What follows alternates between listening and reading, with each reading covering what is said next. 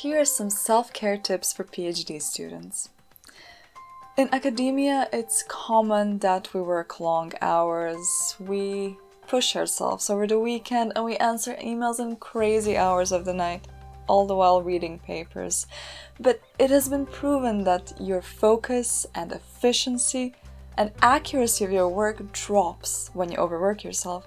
So please set a weekly limit and a daily limit to your working hours and try to stick to it. Overworking yourself is not going to make your work better.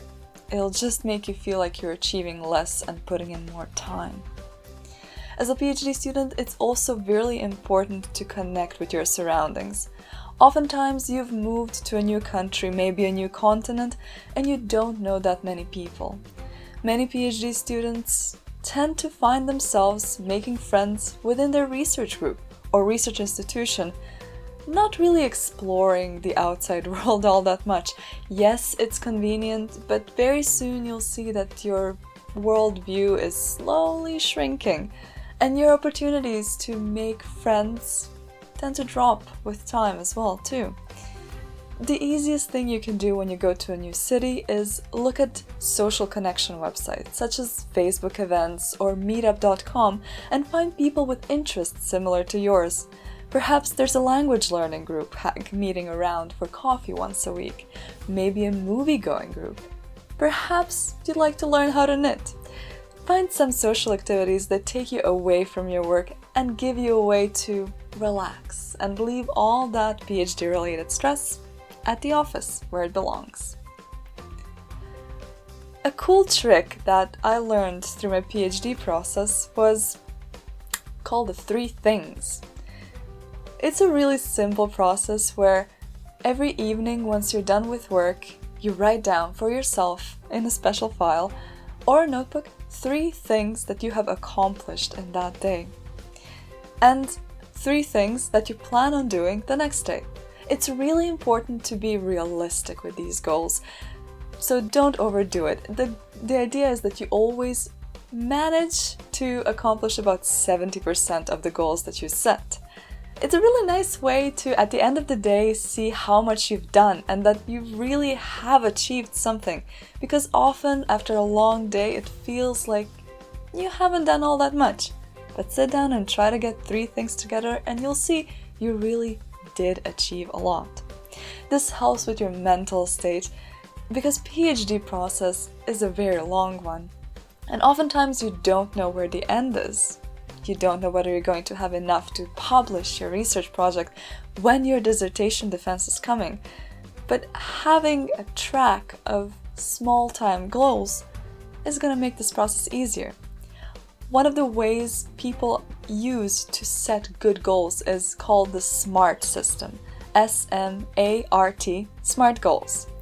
That stands for specific, measurable, achievable, realistic, and timely.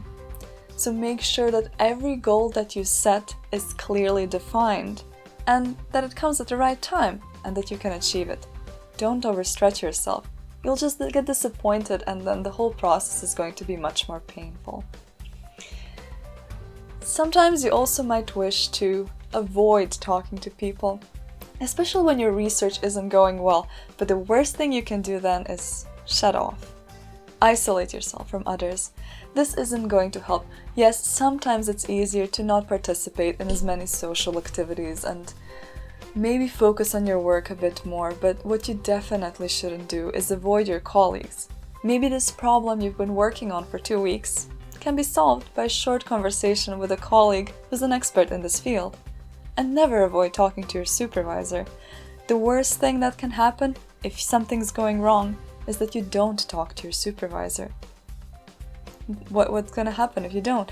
You just sit on this information for weeks or months at a time, not making progress, and one small conversation could have solved the issue.